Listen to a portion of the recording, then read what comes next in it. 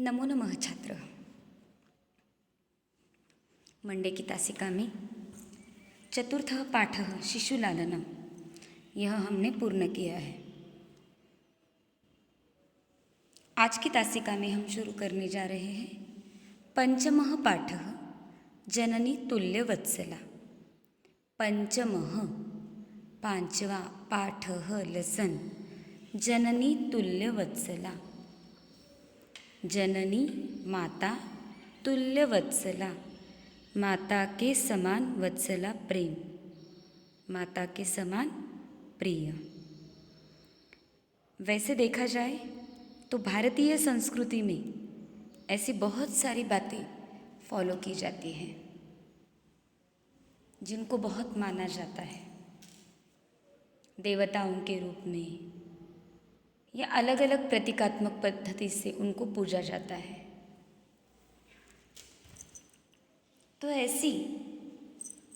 ऐसे बहुत सारे प्राणी भी हैं कि जिनको पूज्य माना जाता है।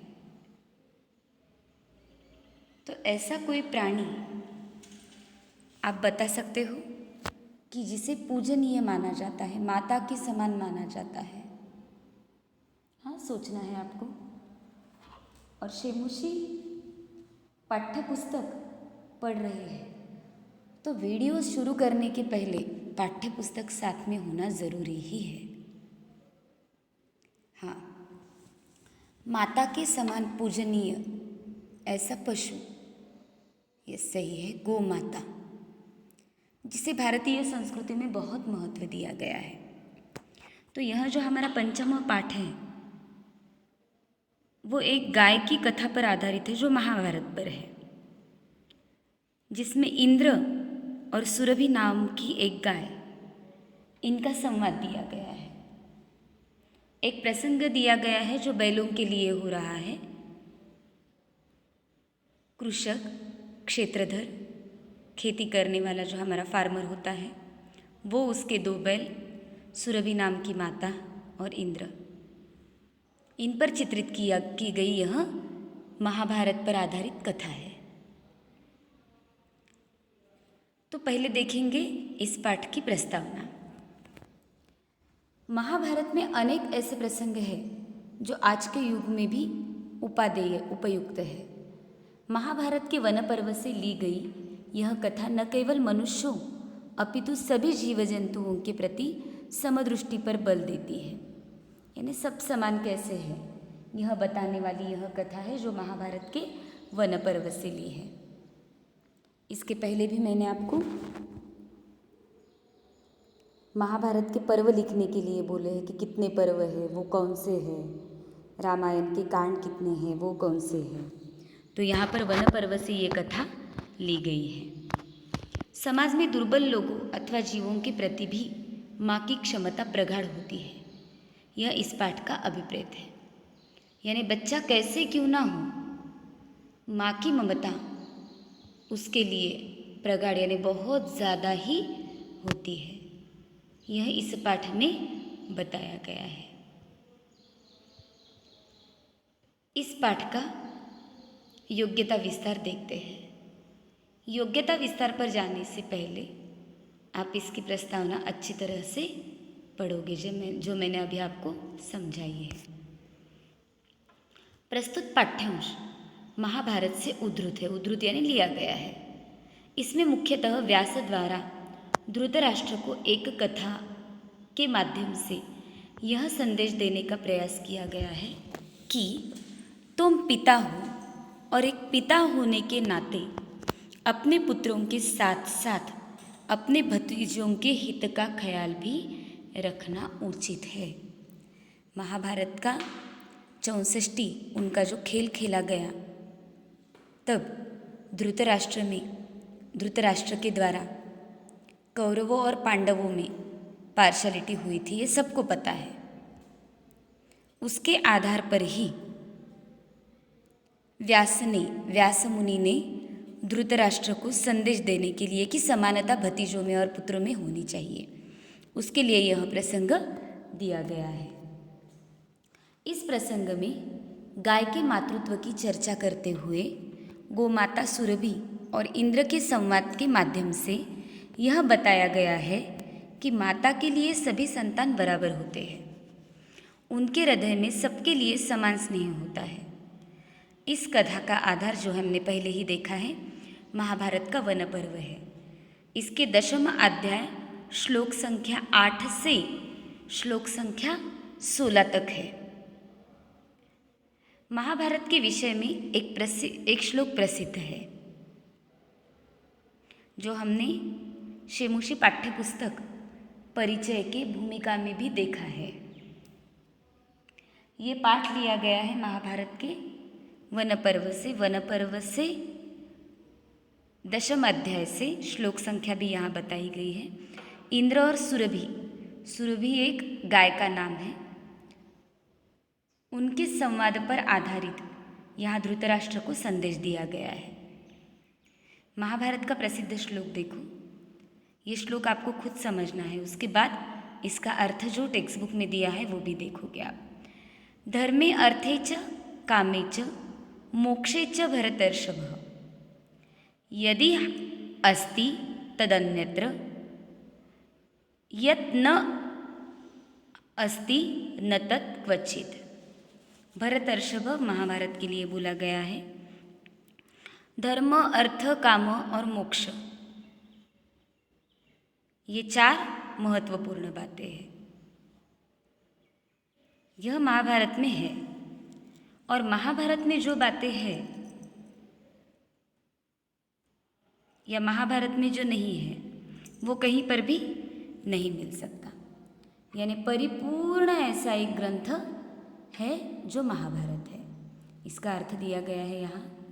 धर्म, अर्थ, काम और मोक्ष, इन पुरुषार्थ 4 पुरुषार्थ के बारे में जो बातें यहाँ है वो अन्यत्र मिल सकती है, क्योंकि महाभारत के आधार पर दूसरे भी ग्रंथ बनाए गए हैं। पर जो कुछ यहाँ नहीं है वो अन्यत्र कहीं भी उपलब्ध नहीं है। इतना महान यहाँ यह ग्रंथ है कि जो बातें यहाँ है वो दूसरी तरफ भी मिल सकती है, लेकिन जो कुछ यहाँ नहीं है वो दूसरी तरफ भी नहीं मिल सकता। ऊपर जो पाठ दिया है जननी तुल्य वत्सला, उपरोक्त पाठ में मानवीय मूल्यों की पराकाष्ठा दिखाई गई है। यद्यपि माता के हृदय में अपने सभी संतानों के प्रति समान प्रेम होता है, पर जो कमज़ोर संतान है उसके प्रति उनके मन में अतिशय ज़्यादा प्रेम होता है।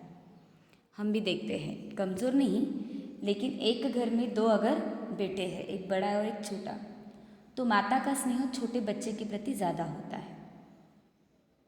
उसी तरह से अगर कोई कमज़ोर है, किसी में कुछ कमी है, तो उसके प्रति भी माता का स्नेह ज़्यादा दिखाई देता है। मातृ महत्व विषय कुछ यहाँ श्लोक दिए गए हैं।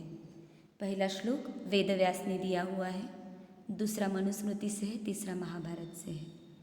ये श्लोक आपको इनका वाचन करना है, ये श्लोक समझने हैं। हमेशा जिस तरह से मैं आपको बोलती हूँ उसी तरह से आपके खुद के अंडरस्टैंडिंग से इसका अर्थ भी आपको लिखना है। इसके बाद योग्यता विस्तार में दिया गया है भारतीय संस्कृति में गौ माता का महत्व। एक्चुअली ऐसे कहा जाता है कि गौदान ये सर्वश्रेष्ठ दान है। गाय के लिए जो भी दान होता है वो सर्वश्रेष्ठ दान है। ऐसा भी बताया जाता है बहुत सारे तत्वज्ञानियों के द्वारा कि किसी घर का कल्याण अगर कोई चाहता हो तो 3 चीज़ें होती हैं। उस घर की बेटी, उस घर के आंगन में जो होती है वो तुलसी माँ, और तीसरी अगर पालन हुआ है तो उस घर की गाय। अगर किसी घर पर कोई संकट आते हैं तो वो संकट उस घर की बेटियाँ, तुलसी माँ और गाय ये पहले खुद पर ओढ़ कर लेती है। तो ये 3 कन्याओं को, 3 माताओं को घर का कल्याण करने वाले, घर के संकटों को ओढ़ने वाला कहा जाता है। अनादिकाल से रहा है। हमारे यहाँ सभी इच्छित वस्तुओं को देने की क्षमता गाय में है। इस बात को कामधेनु की संकल्पना में समझा जा सकता है। कामधेनु के बारे में यह माना जाता है कि उसके सामने जो भी इच्छा व्यक्त करते हैं वो तत्काल फलवत होती है। सारी बातें गौ माता हमारी सारी इच्छाएं पूर्ण करती है। गौ माता के लिए यहाँ नीचे 3 श्लोक दिए गए हैं, एक्चुअली कामधेनु के लिए है। काले फलम यत लभते मनुष्यः न कामधेनुः च समम द्विजेभ्यः। द्विजय यानी ब्राह्मण। कन्या रथानां करिवाजी युक्तैः शतैः सहस्रैः सततं द्विजेभ्यः। दत्तैः फलं यत् लभते मनुष्यः समम तथा स्यात् न तु कामधेनुः। गाय के महत्व में संदर्भ देने वाले महाकवि कालिदास के रघुवंश में संतान प्राप्ति की कामना से राजा दिलीप द्वारा ऋषि वशिष्ठ की कामधेनु नंदिनी की सेवा और उनकी प्रसन्नता से प्रतापी पुत्र प्राप्त करने की कथा काफ़ी प्रसिद्ध है। रघुवंश में है यह कथा। आज भी गाय की उपयोगिता प्रायः सर्वस्वीकृत है। अभी भी गाय को उतना ही महत्व दिया जाता है। उपर्युक्त जो गाय के लिए श्लोक दिए हैं वो समझना है, उसका अर्थ खुद की भाषा में लिखना है। आगे दिया है एकत्र पृथ्वी सर्वा सशैलवन कानना तस्याः गौर्जायसी साक्षात् एकत्र भयतो मुखी गावो भूतं च भव्यं च गाव पुष्टि सनातनी गावो लक्ष्म्या हा तथा भूतम गोषु दत्तम न नश्यति। ये भी गाय की महत्ता बताने वाले ही श्लोक है। इस पाठ के योग्यता विस्तार में जो श्लोक दिए गए हैं, मातृ विषयक 4 श्लोक,